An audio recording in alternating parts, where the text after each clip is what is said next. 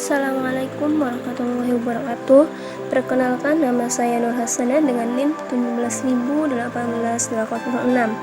Di sini saya akan mereview sebuah paper yang ditulis oleh Sri Hartati dan Indra yang berjudul Penerapan NLP atau Natural Language Processing dalam pencarian informasi gempa bumi terupdate. Tujuan dari penelitian ini yaitu untuk mengembangkan dari rekayasa bahasa alami natural language processing untuk diterapkan dalam aplikasi pencarian informasi gempa terkini. Nah, seperti yang kita ketahui, Indonesia merupakan salah satu negara yang rawan akan terjadinya gempa. Maka informasi mengenai update-nya terjadi gempa sangatlah diperlukan untuk agar masyarakat selalu mengetahui tentang update terjadinya gempa bumi sehingga selalu waspada. Untuk selanjutnya itu masuk ke pembahasan. Perkembangan pengolahan bahasa alami telah berkembang dengan pesat. Pada awalnya, pengolahan bahasa alami sebagai salah satu aplikasi artificial intelligence atau yang sering kita kenal dengan sistem cerdas yang dikembangkan agar komputer mengerti dan memahami bahasa alami yang diberikan dan memberi respon hasil pengolahan sesuai yang diinginkan. Kemudian selanjutnya yaitu penelitian tentang pengolahan bahasa alami awalnya digunakan untuk operasi boolean antar citra.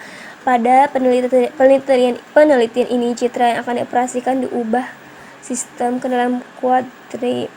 Representasi ini dimulai dengan membagi citra ke dalam 4 kuadran yang sama, yaitu sisi kanan, sisi kiri, kanan kiri bawah, dan kanan bawah. Secara berturut-turut diberikan nama northwest, northeast, bagian southwest, dan southeast.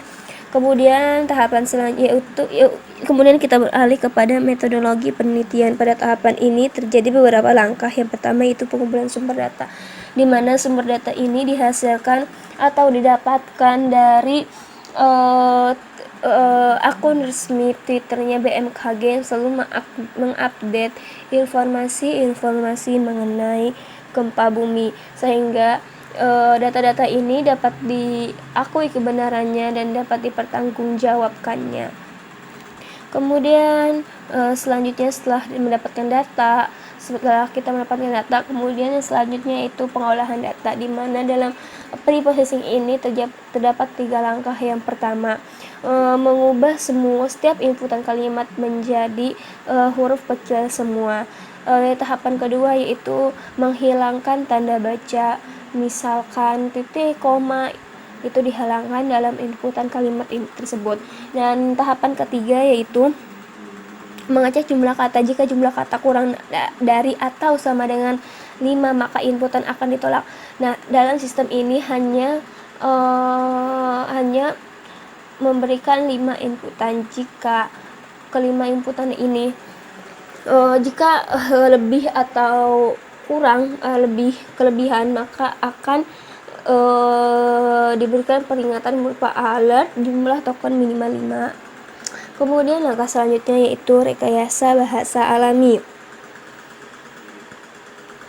Pada rekayasa bahasa alami ini merupakan tahapan inti dalam penelitian ini. Pada tahapan ini dilakukan pengolahan data dari pesan pendek pada Twitter setelah dilakukan proses pre-processing.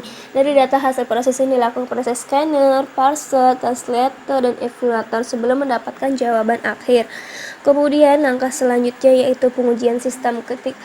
Setelah data didapatkan, pengolahan data, penyajian bahasa alami. Setelah sistem itu dibangun, maka langkah selanjutnya yaitu pengujian sistem, bertujuan untuk validasi dari aplikasi yang dibangun sehingga didapatkan keakuratan dari informasi tersebut. Untuk selanjutnya itu penyajian informasi gempa terkini. Pada tahap ini dilakukan penjajian informasi untuk ditampilkan informasi berdasarkan info gempa bumi terkini pada aplikasi berbasis desktop dengan database MySQL. Pada aplikasi berbasis desktop ini, pengguna dapat melihat informasi gempa bumi terkini dengan kata kunci pencarian berupa query bahasa Indonesia sesuai tipe kalimat input yang sudah ditetapkan. Diharapkan dengan adanya aplikasi ini, masyarakat awam dapat mudah mencari dan menemukan informasi gempa bumi terkini dengan bahasa yang sering digunakan oleh masyarakat Indonesia. Contohnya kata kuncinya yaitu gempa. Kemudian yang selanjutnya yaitu rekayasa aplikasi. Pada tahap ini akan dilakukan pengolahan dari inputan yang masuk untuk diolah lebih lanjut sesuai komponen bahasa alami seperti pada gambar. Jadi proses-proses yang dilakukan dalam inputan, dari mulai inputan sampai hasil output. Nah, yang pertama yaitu langkahnya itu input kalimat. Setelah dilakukannya penginputan, maka akan diproses yang disebut dengan proses scanner. Nah, setelah proses scanner ini terjadi, maka akan dihasilkan daftar token. Daftar token ini lalu akan diproses kembali dengan penamaannya itu parser. Nah, parser ini akan menghasilkan pohon sintaks. Setelah pohon sintaks itu dihasilkan, maka akan ditranslatekan. Nah, setelah ditranslatekan akan menghasilkan tipe kalimat. Setelah tipe kalimat ini didapatkan, maka langkah selanjutnya itu evaluator dan akan menghasilkan jawaban akhir atau jawaban dari pertanyaan atau kalimat yang diinputkan tersebut. Oke, sekian dari saya. Terima kasih. Wassalamualaikum warahmatullahi wabarakatuh.